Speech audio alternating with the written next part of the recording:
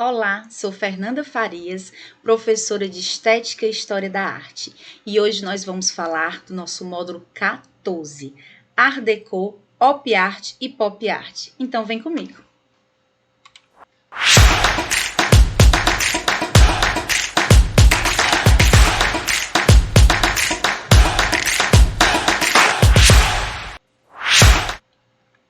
Então vamos lá começar aqui, né, a nossa apresentação sobre esse tema que é tão maravilhoso, né? Tão alegre, esses movimentos artísticos realmente modernos e que vieram para quebrar também, continuar quebrando, né? A gente já vem ali de um cubismo, de um neoplasticismo, de um surrealismo que quebrou com muitos conceitos e muitas regras e muitos paradigmas daquele momento, né? Mas que também ajudou a quebrar muitos bloqueios criativos, né? Então a gente continua aqui nesse movimento de libertação artística, né, trazendo, né, três temas, três movimentos artísticos de muita robustez em termos de informação, de cultura e de conhecimento, né? Então a gente vai entrar, como eu falei para vocês, no nosso módulo 14, Arte na Contemporaneidade, Movimentos Criadores do Século XX, e a gente vai falar da Art Deco, né? Op Art e Pop Art. Op Art e Pop Art? Como assim, professor? Existe uma diferença? Existe sim. São dois movimentos artísticos diferentes, que tem alguns momentos, conceitos parecidos, mas que realmente são dois movimentos artísticos bem diferentes em muitos conceitos também, e que a gente precisa saber que existe. Geralmente as pessoas só lembram do pop art, né?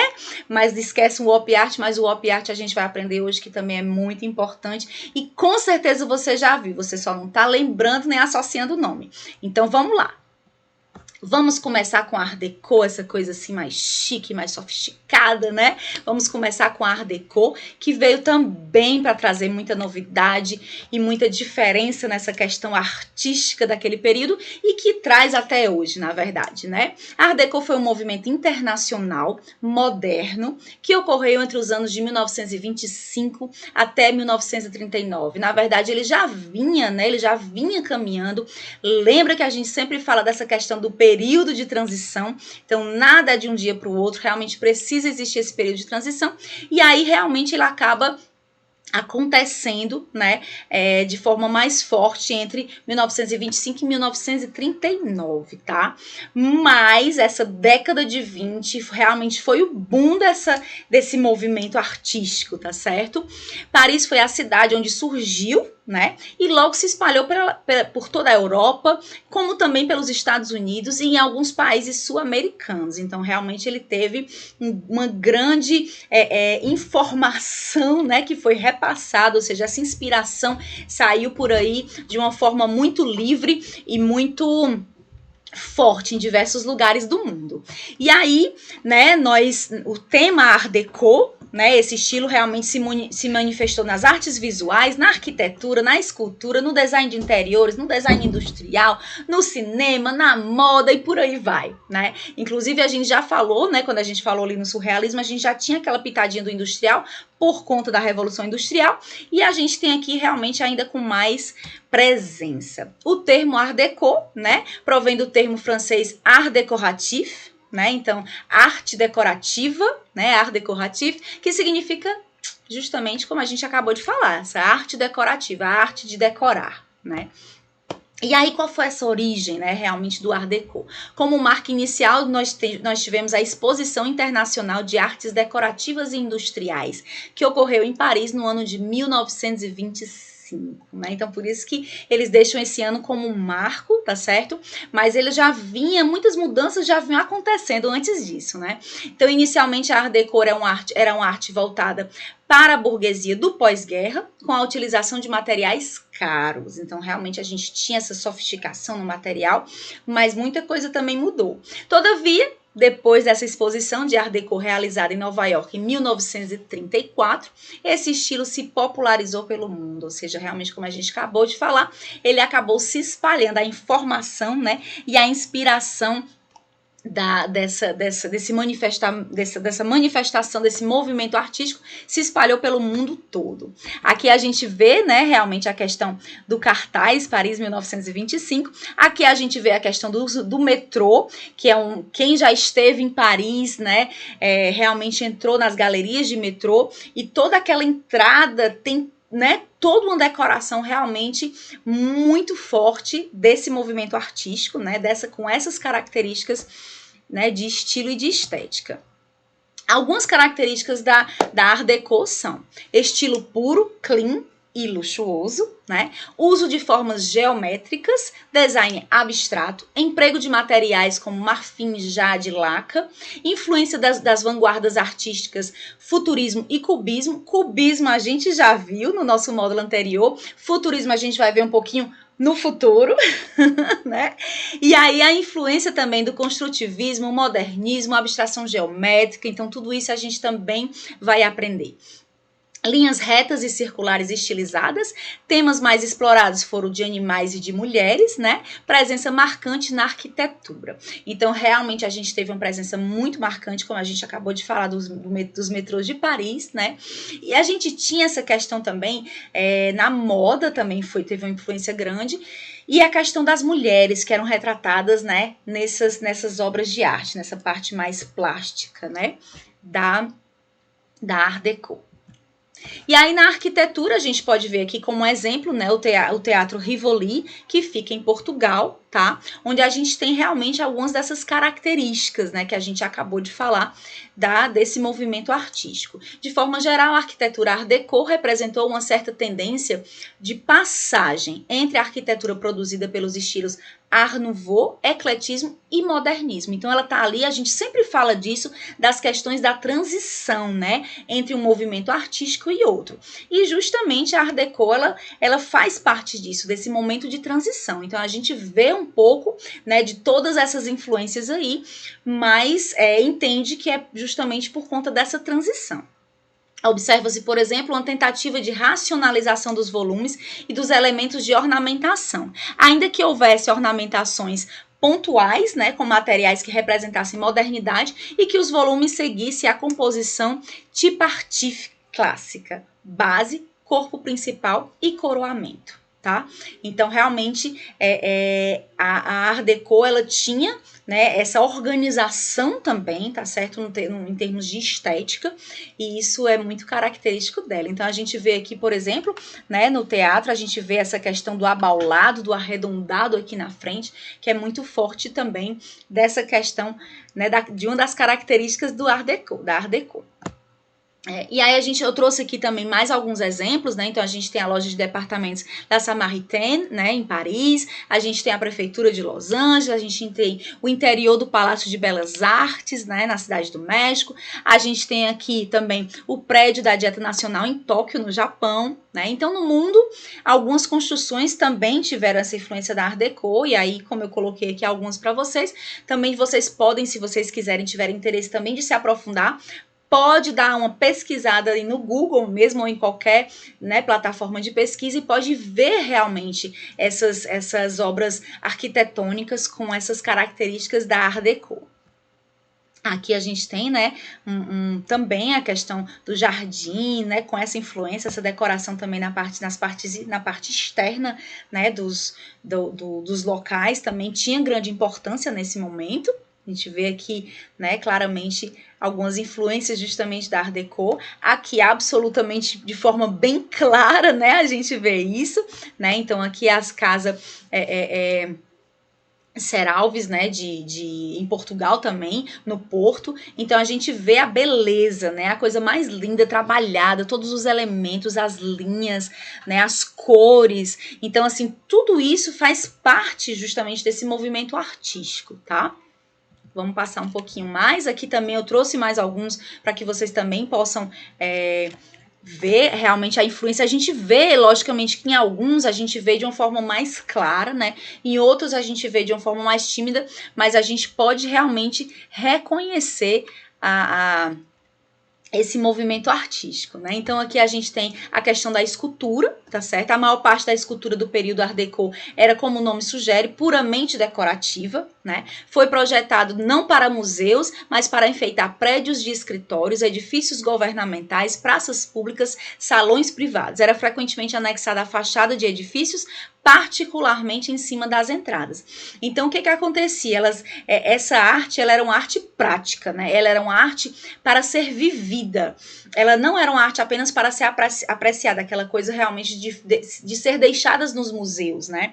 Ela realmente tinha essa questão do servir mesmo, da funcionalidade, né? Além, logicamente, de toda a beleza estética. Era quase sempre representacional, né? Geralmente de figuras heróicas ou alegóricas relacionadas com o propósito justamente do edifício onde ela estava ali posicionada. Os temas eram geralmente escolhidos pelo patrono, e a escultura abstrata para decoração era extremamente rara, né? Então, assim, realmente eles tinham cuidado nos detalhes, apesar de ter um estilo bem diferente, né? Realmente bem moderno, inclusive nos próprios materiais que eram trabalhados, ela não tinha aquela coisa de tão forte do abstrato mesmo na decoração, tá? Na escultura.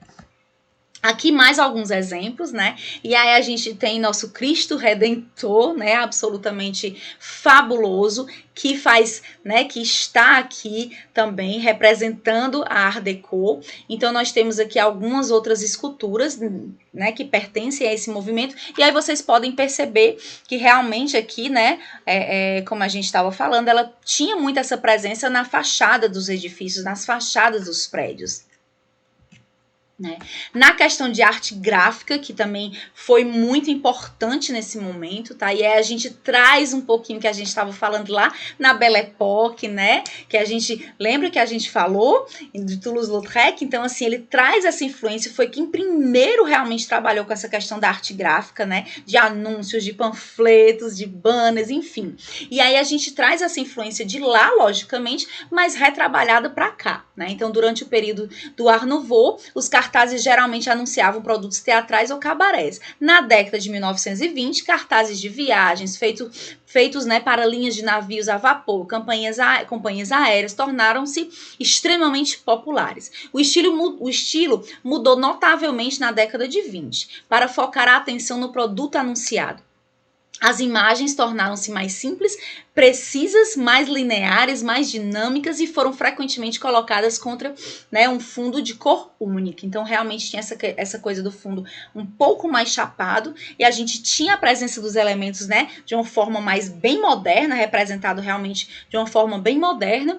Logicamente, né, fazendo a propaganda e realmente servindo como a questão de uma propaganda mesmo, de uma comunicação midiática, né, uma comunicação realmente para a venda.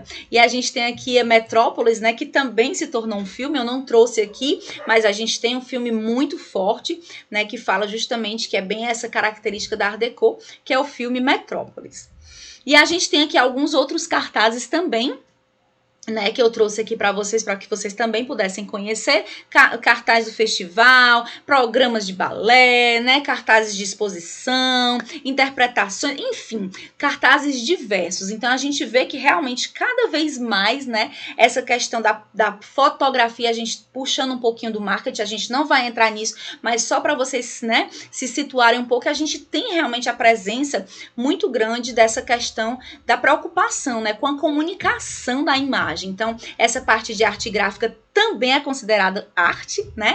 E aí a gente tem aqui realmente a presença de uma forma bastante forte, né? A gente tem aqui alguns principais artistas, tá certo? Que eu trouxe para vocês também, para que vocês pudessem conhecer um pouquinho do trabalho de cada um, né? Enfim, você pode perceber que vários deles eram pintores e ilustradores, né? Designer gráfico. Então, realmente, a gente vê aí, inclusive, a mudança na própria profissão, né?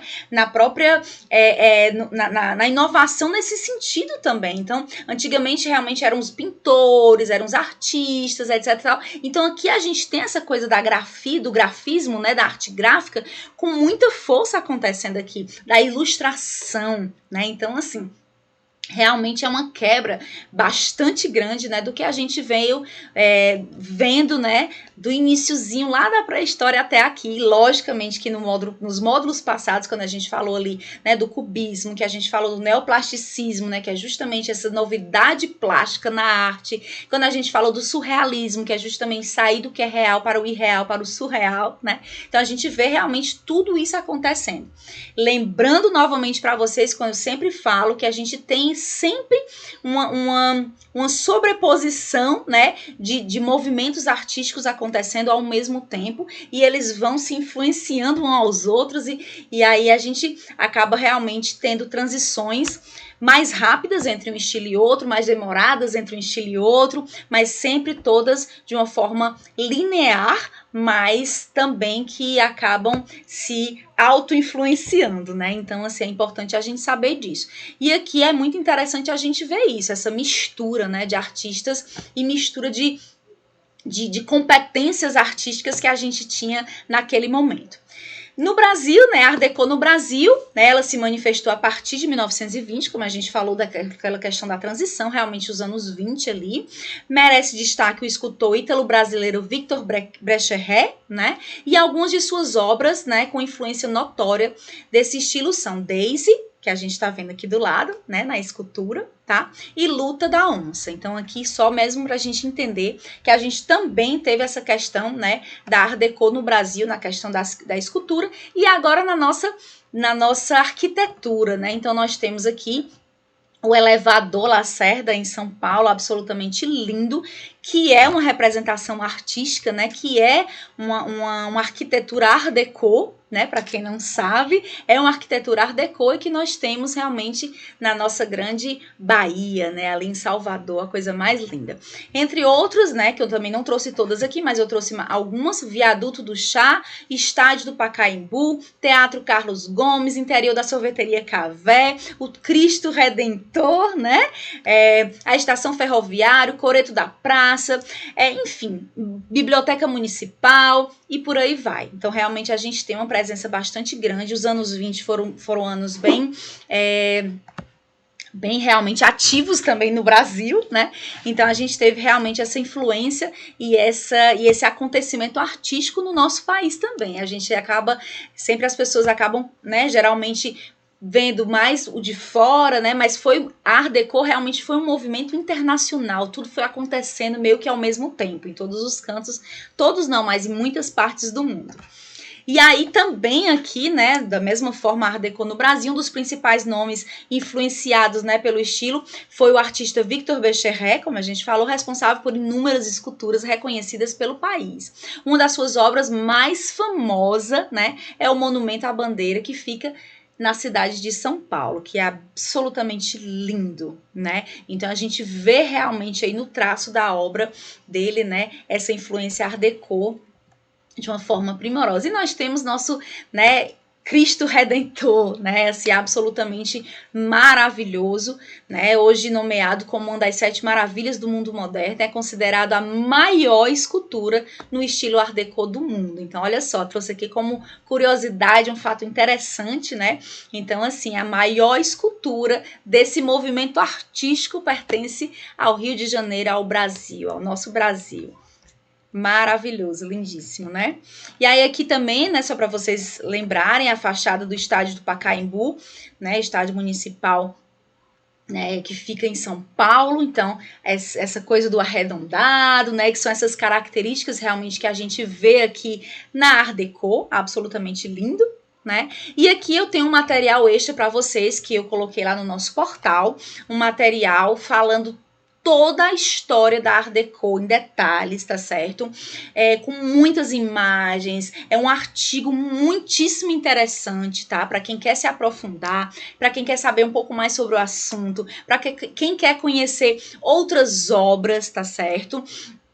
Durante a nossa aula eu vou abrir esse arquivo, vou mostrar para vocês, vou explicar algumas coisas que estão lá presentes dentro desse arquivo, tá certo? A gente tem sempre que respeitar, né, os escritores, então vou abrir, vou dar os créditos a quem fez esse arquivo, esse artigo, que é absolutamente, realmente muito completo e muito bom.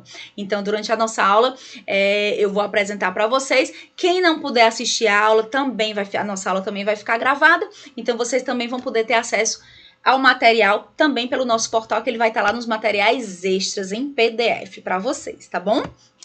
E aí a gente tem aqui um videozinho que eu também vou falar, né? Na hora da aula a gente também vai assistir falando, né, de uma forma bem dinâmica e bem divertida também, falando dessa questão da história da arte, né? Da história da Art Deco nessa década de 20. Então todas essas influências, e é muito bacana a gente assistir porque fala de moda, fala de várias coisas, né? E aí a gente vai comentar também tudo isso. Muito interessante também.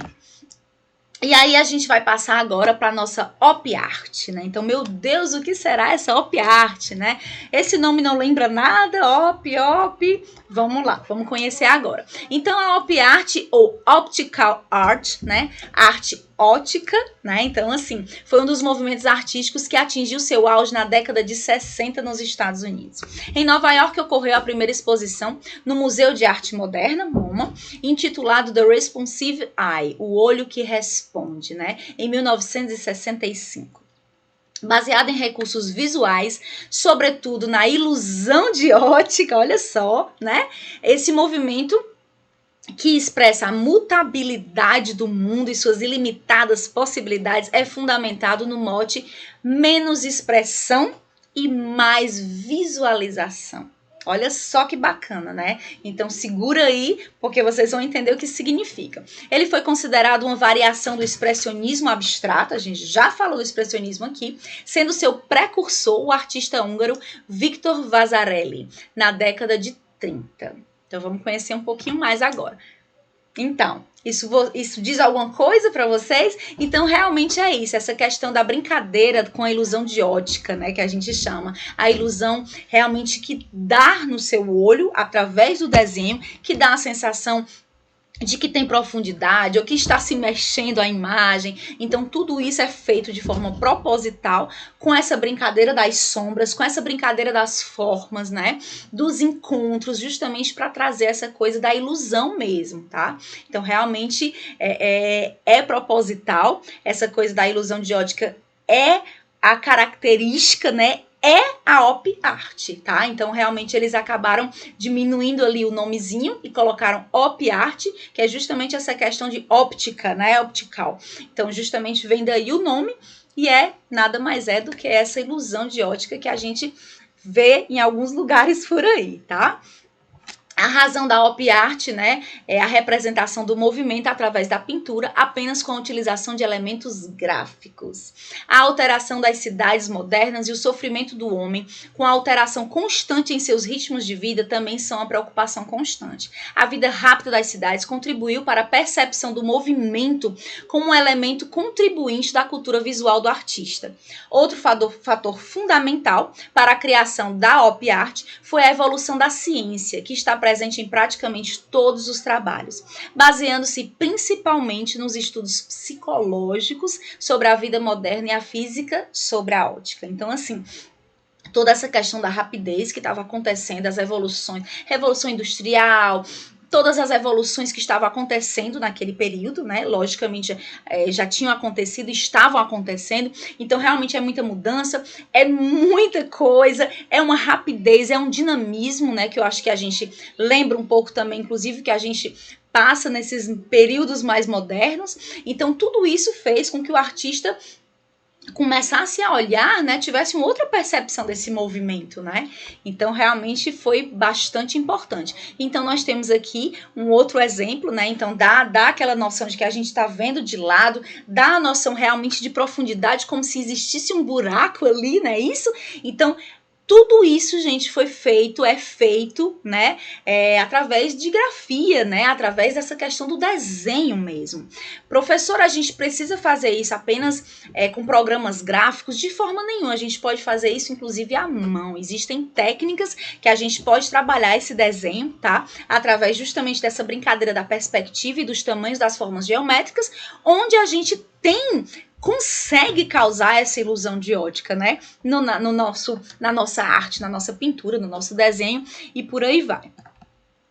A dinâmica da pintura na op art, né, é alcançada com a oposição de estruturas idênticas que interagem umas com as outras, produzindo justamente esse efeito óptico. Diferentes níveis de iluminação também são utilizadas constantemente, criando a ilusão da perspectiva. Então a gente falou das luzes e das sombras, né? A interação de cores baseada nos grandes contrastes do preto e do branco ou na utilização de cores complementares também são uma matéria-prima da op art. A técnica Moir, né, aplicada ao trabalho de Curran, de Bridge Riley, é um bom exemplo disso.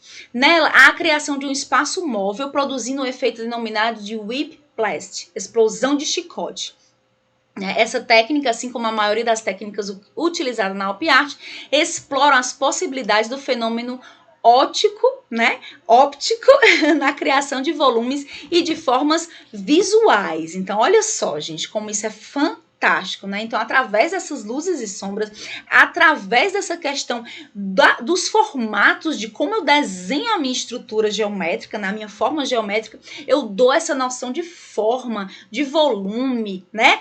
De movimento, né? De profundidade. Então, é muito incrível isso. Então, as características do movimento op art são tridimensionalidade, efeitos ópticos e visuais, movimento e contraste de cores, tons vibrantes, principalmente o preto e o branco, que realmente são os tons mais utilizados, né, nesse movimento artístico. Formas geométricas e linhas, observador participante, né? O que ele quer dizer com isso? Que realmente é aquela coisa assim, o observador participa da arte através do seu entendimento, né? E o estilo realmente abstrato, tá? Então, são algumas das características desse movimento de op art.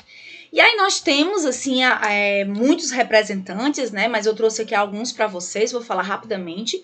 Então, os principais representantes do movimento da op art foram Victor Vasarely, né? Artista húngaro, considerado pai da op art, foi influenciado pela arte cinética, construtivista e abstrata, como o movimento de Bauhaus, né? Onde destaca-se a obra Zebra, tá? Então, assim, realmente ele foi considerado pai, porque ele realmente foi o primeiro a ir desenvolvendo essas técnicas, né? Se influenciando ali de outros movimentos artísticos também. E ele foi construindo, ele foi se aprimorando dentro de todas essas características que a gente acabou de ler da op art. Aqui tem mais alguns outros artistas que vocês também, da mesma forma, podem buscar conhecer um pouquinho mais sobre cada um deles, que são artistas também muito importantes e muito interessantes. Mas eu trouxe aqui, né, Escher, né, que assim é o mestre da ilusão de ótica, né? Assim, eu acredito que vocês devam conhecê-lo. Quem não conhece, corre e vai conhecer, porque realmente é um cara excepcional, extraordinário, que tem uma capacidade de desenho e uma competência artística absolutamente fora da curva, assim, excepcional mesmo, tá? Outros também, logicamente, têm, mas eu realmente tenho uma admiração muito grande por ele, pelo olhar dele, né? E essa brincadeira que ele faz com a gente. Então, aqui também é um videozinho que vocês vão poder assistir, também tá lá nos materiais extras que eu trouxe para vocês. E aqui eu trouxe, eu acabei não trazendo? Eu não coloquei aqui. Pensei que eu tinha trazido. Mas nos materiais extras também tem falando um pouquinho de Escher, né? E de todo esse trabalho dele dentro da ilusão de ótica, né? Então, a gente tem a questão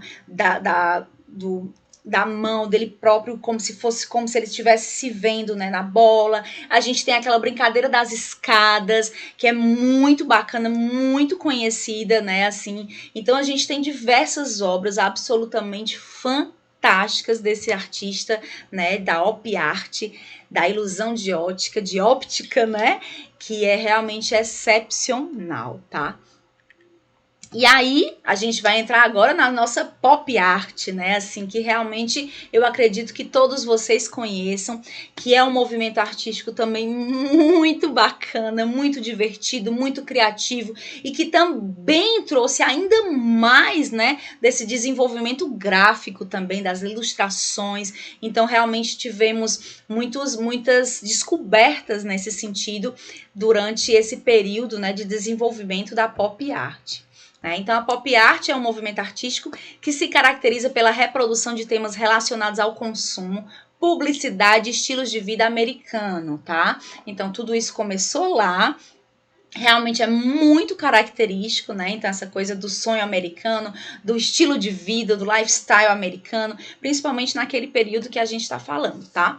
Então, o termo em inglês significa arte popular, pop art, né? E surgiu durante a década de 1950 na Inglaterra. Tá certo? A expressão foi criada pelo crítico Laurence Holloway durante encontros de um grupo de artistas, o grupo Independente. Depois espalhou-se durante os anos 1960, atingindo seu auge em Nova York. Então, realmente, ela teve um boom nos Estados Unidos, em Nova York, tá certo? Onde realmente a gente, como a gente acabou de falar, da questão do estilo de vida americano, tá certo? Então, assim, a gente vê isso muito forte, por exemplo, em muitos filmes. Mas a gente vai mostrar um pouquinho mais pra frente. Segura aí.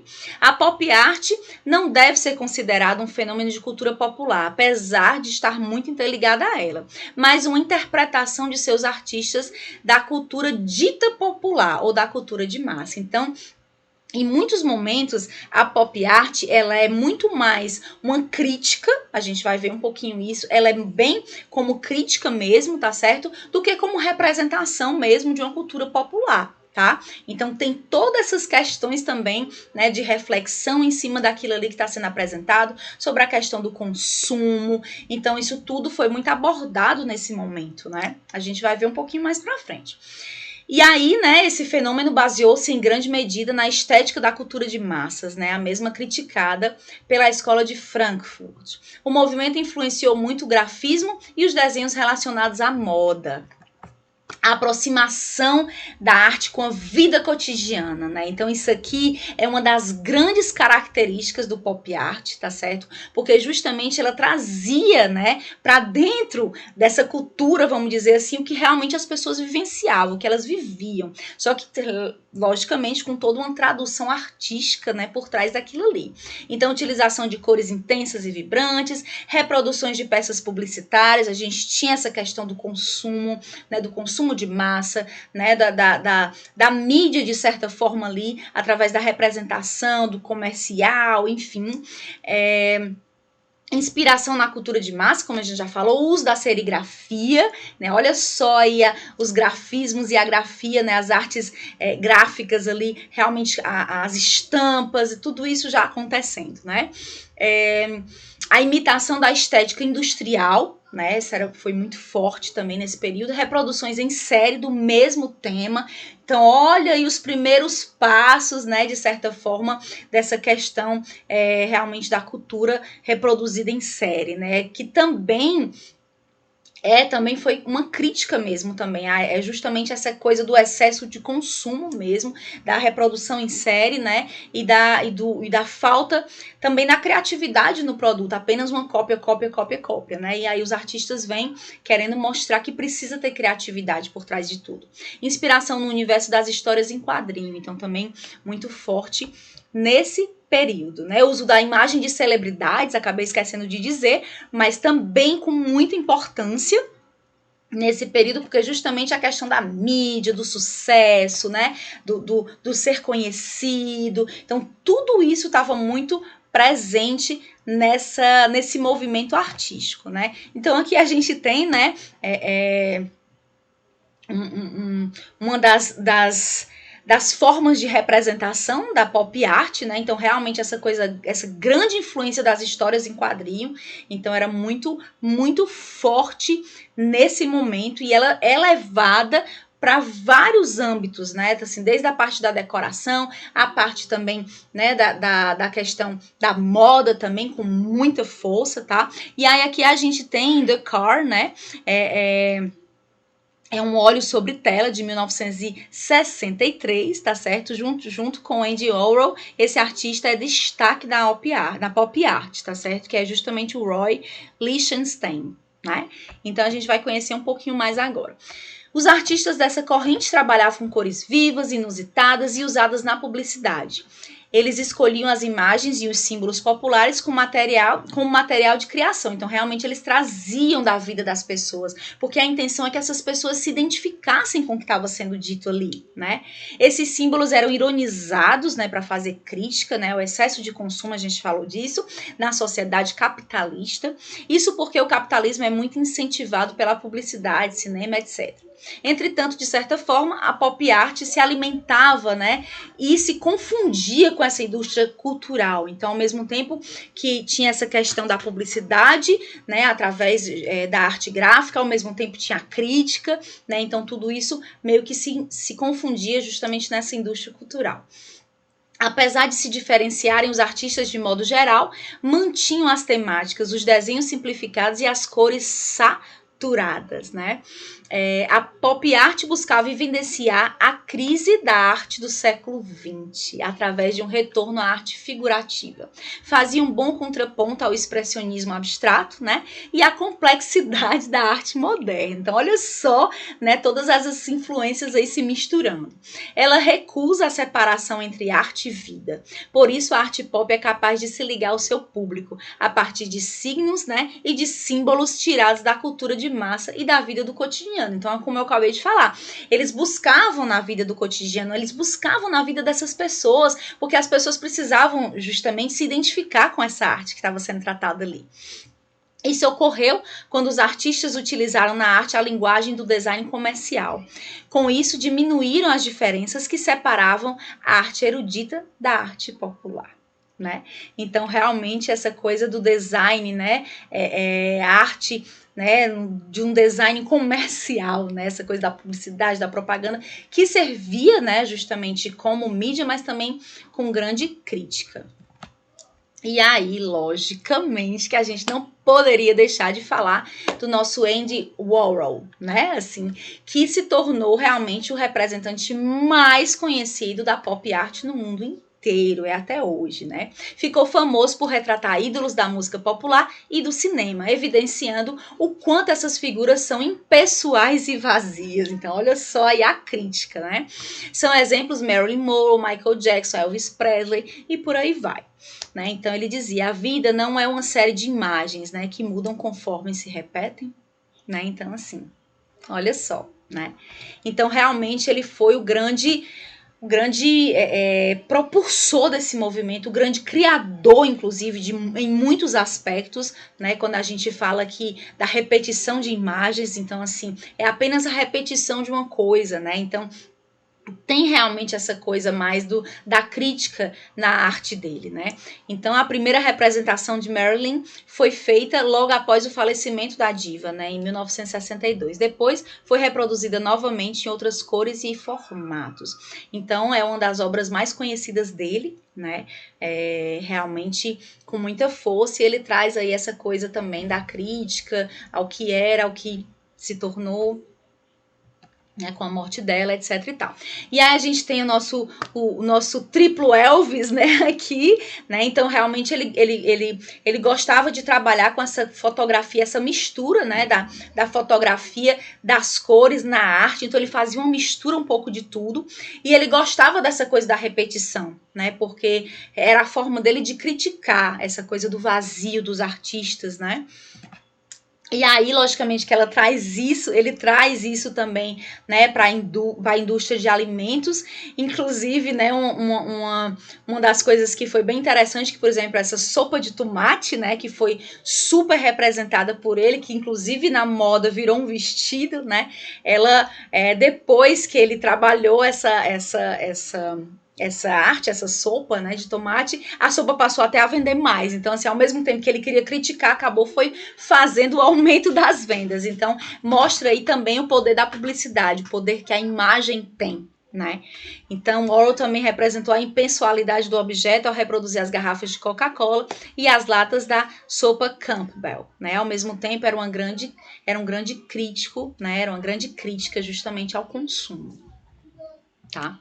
As coisas apenas se repetem, né? Se repetem e se repetem e se repetem. E aí aqui tem um vídeo, né, falando um pouquinho também da história dele. Esse vídeo é super interessante porque a gente pode ver o por trás dos bastidores, né, de como é que ele trabalhava essa questão do estúdio que ele tinha gigantesco, onde ele fazia a questão das estamparias, né, dele, onde ele trabalhava realmente com painéis enormes, com tecidos enormes, onde ele fazia todas essas impressões, né, da arte dele. Então esse vídeo é bem interessante, tá? Também vai estar no material extra de vocês, tá certo? E aí tem aquela coisa, né, um gênio ou é uma farsa, né? Então muitos autores consideram realmente ele um gênio absoluto, justamente por ele trazer essa coisa da crítica, né, através da arte. Outros já não gostam do trabalho dele, acham que é uma farsa, acham que ele tinha essa questão da mídia, enfim, que na verdade ele apenas reproduzia ali coisas que não deveriam ser consideradas arte. Então, a gente tem sempre ali os dois lados da moeda. É importante a gente conhecer, a gente estudar um pouco mais sobre cada artista, sobre cada movimento artístico, para que a gente possa ter a nossa própria opinião. Então, esse vídeo é bem interessante porque ele mostra vários aspectos para que vocês possam conhecer, né, esse artista e um pouquinho por trás dos bastidores, né? E aí a gente também pode lembrar, eu trouxe aqui alguns outros artistas, né, que também participaram desse movimento de pop art, tá? Para que vocês possam também conhecer um pouquinho sobre cada um deles, né? E aí a gente tem aqui outras obras de arte também que brincam com essa questão da pop art, né? Essa questão das colagens, que era uma das características também nesse momento, de imagens ora coloridas, ora como se fossem preto e branco, sobrepostas, enfim, fazendo toda essa brincadeira, né?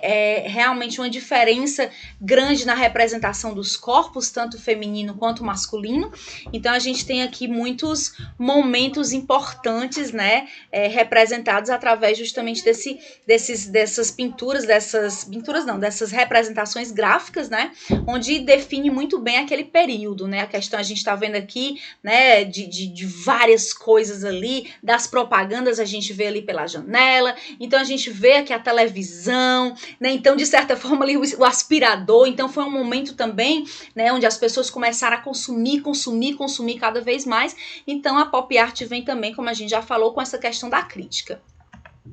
A pop art no Brasil, né, também surgiu, mas num outro contexto histórico, né? Aqui estava em curso a ditadura militar, infelizmente, um momento terrível, né, assim, e os artistas utilizaram a estética pop, né, para se comunicar com as massas e assim fazer as críticas justamente ao sistema e a tudo que estava acontecendo naquele momento, né? Então realmente ela teve uma outra abordagem, né? E aí logicamente que a gente sabe que em qualquer movimento artístico, dependendo do país, dependendo do local onde a gente vá trabalhar esse movimento artístico, da cultura do país, enfim, logicamente que a gente sabe que acaba mudando um pouco a abordagem, né, como ela é trabalhada, enfim.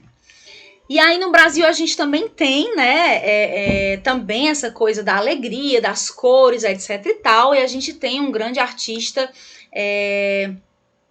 brasileiro, né, que é o Romero Brito, né, que ele trabalha realmente com essa questão da estética do pop art para produzir suas obras, né, mas ele não tem caráter crítico, realmente ele busca passar essa questão de amor, de imagens, né, do gatinho dele. Então assim, uma coisa mais de alegria, voltada realmente para a explosão de cores, para alegria, né, realmente vista com as características do pop art, mas de uma forma completamente diferente, né?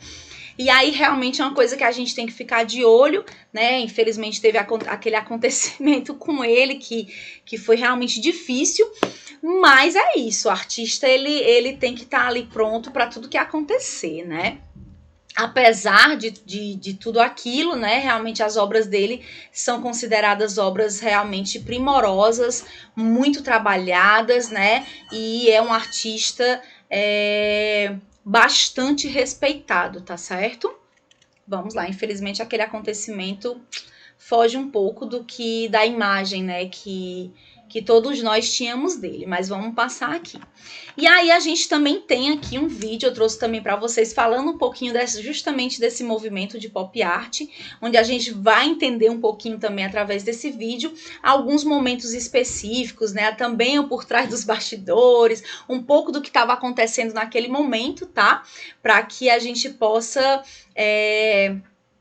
entender ainda mais, né, desse movimento de arte tão maravilhoso, tão rico e que trouxe, né, reflexões, né, sobre justamente essa coisa do consumismo, essa sociedade consumista, né, essa questão do consumo em massa, né, enfim, de toda essa mistura, né, cultural, enfim, de tudo isso que estava acontecendo naquele período e que a gente tem até hoje, tá? As grandes influências, tá certo? Então, mais uma vez aqui a nossa bibliografia, tá? E aí a gente se encontra na próxima aula para já falar do nosso próximo módulo, que também vai estar absolutamente maravilhoso, onde a gente vai descobrir tudo que está acontecendo aqui no nosso século XX, que aconteceu, que acontece, né, e que influencia muitos dos movimentos e dos comportamentos artísticos agora, inclusive do nosso século XXI, tá? Então, um beijo, até a próxima aula, tá certo? E não deixa de aproveitar cada vídeo, cada conhecimento que a gente traz aqui para vocês. Vou soltar agora a nossa vinheta de encerramento e a gente se vê no próximo módulo. Um beijo grande e até lá!